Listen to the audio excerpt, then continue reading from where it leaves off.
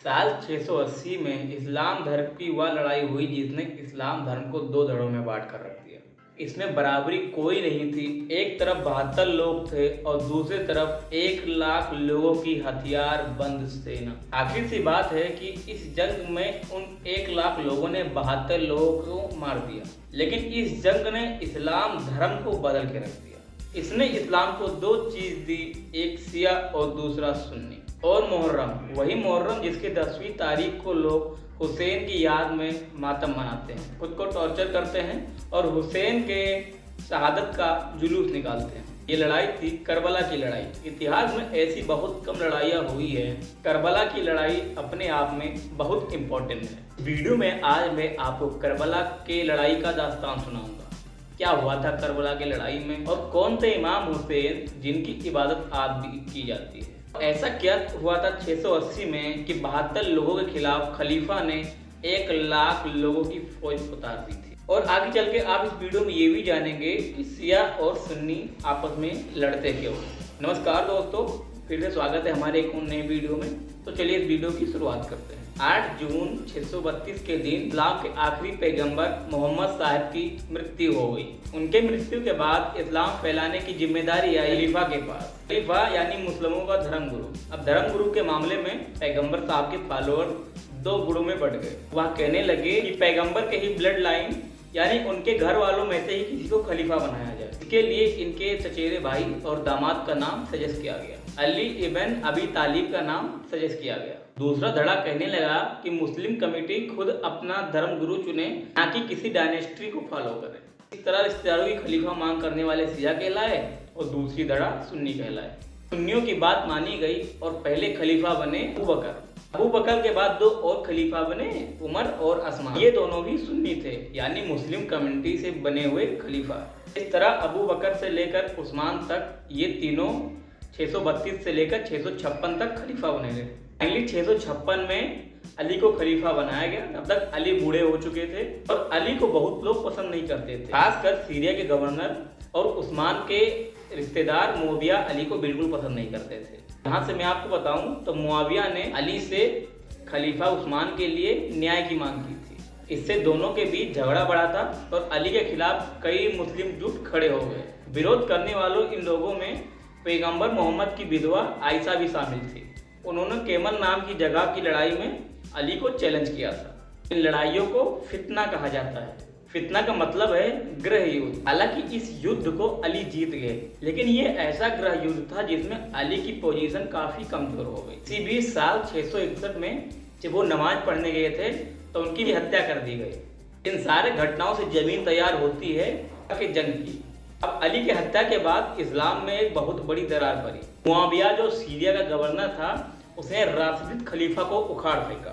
इसमें ये चारों खलीफा में अबू बकर, उस्मान, अमर और अली आते थे। इसके बाद उसने स्थापना की एक नए खलीफा की, उमय्यद खलीफा की। हालांकि हुआ ये कि अली के मृत्यु के बाद उनके बेटे ने हसन ने गद्दी संभाली, लेकिन बढ़ते खून खराबे को लेकर उन्होंने उमय्यदों के साथ कॉम्प्रोमाइज किया। संधि की गई कि बढ़ते खून खराबे को रोकने के लिए हसन ने मुआविया को खलीफा की गद्दी सौंप दी। संधि साल 661 में हुई थी। संधि में हसन को अपनी सत्ता इसलिए सौंपनी थी कि मुआविया एक प्रिय शासक होगा। इस संधि का उद्देश्य यही था कि फितना को खत्म करना, और इसके कारण गृह युद्ध कुछ सालों तो रुक गया। साल 670 में हसन की मृत्यु हो गई। उसके बाद हसन के भाई हुसैन बनते हैं उफा के बानु हासन ट्राइब के चीफ। उफा ईरान का एक शहर है।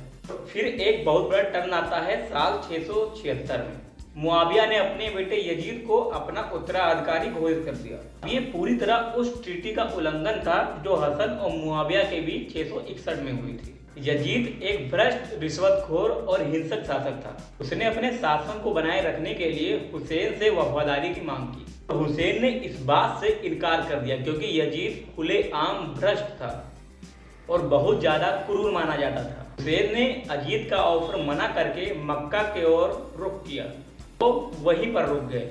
यजीद के कारनामों से परेशान होकर कुफा की जनता ने हुसैन को बहुत सारे खत लिखे। इसलिए हुसैन ने यह तय किया कि वो वहां जाएंगे और वहां के लोगों की मदद करेंगे। हुसैन ने हज से एक दिन पहले 6 सितंबर 680 को अपने परिवार के 50 लोगों के साथ मक्का छोड़ दिया। और हुसैन को 1000 सैनिकों के द्वारा रोक लिया गया और कहा गया कि तुम यजीद को खलीफा मान लो या हमारे साथ युद्ध करो। उन्होंने कहा कि वो सरेंडर नहीं करेंगे क्योंकि वो इस्लाम में न्याय और सुधार लाना चाहते थे। उमैयद डायनेस्टी के 1000 लोगों के साथ लड़ने चल दिए थे, जबकि हुसैन के पास सिर्फ 72 लोग ही थे।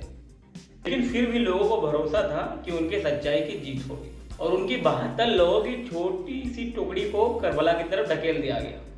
उनको वहां पर कैंप लगाकर रहने को मजबूर किया गया। तो ये जो मैं तारीख बता रहा हूँ ये थी अक्टूबर साल 680 की, जो कि हिजरी कैलेंडर में मुहर्रम का दूसरा दिन चल रहा था।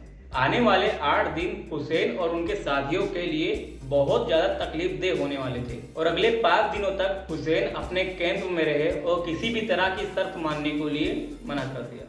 और मुहर्रम के 7वें दिन हुसैन का पानी रोक दिया गया। रेगिस्तान में पानी की कमी से और उनके साथियों की हालत बद से बदतर होती चली गई, लेकिन यजीद को कोई फर्क नहीं पड़ा। इधर हुसैन हार मानने को तैयार नहीं थे। 2 दिन बाद मुहर्रम की 9वीं रात को यजीद की सेना हुसैन के खिलाफ जंग की तैयारी कर दी। जाहिर सी बात था कि वो छोटी टुकड़ी से जीत नहीं सकते। तो फिर आता है मुहर्रम का 10वां दिन, शुरू होती है करबला की जंग। हुसैन की 72 लोगों की सेना 1 लाख सेना से भिड़ गई और एक एक करके उनके सारे सिपाही युद्ध लड़ने गए और सारे मारे गए। और फिर लास्ट में हुसैन भी कई सारे तलवारों और तीरों से मारे गए। यजीद का एक कमांडर हुसैन का सर धड़ से अलग कर दिया और इस तरह से करबला की जंग खत्म हुई।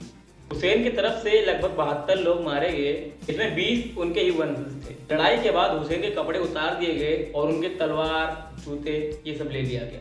हुसैन के शरीर को घोड़े से बांधकर घसीटा गया और उनके सर को यजीद के सामने पेश किया गया। महिलाओं के गहने और लबादे जब्त कर लिए गए और कुछ दिनों बाद उनको मदीना भेज दिया गया। करबला की लड़ाई भले ही खत्म हो गई हो, लेकिन इसने कभी न खत्म होने वाले दरार को जन्म दे दिया था। ये लड़ाई थी शिया और सुन्नी की लड़ाई।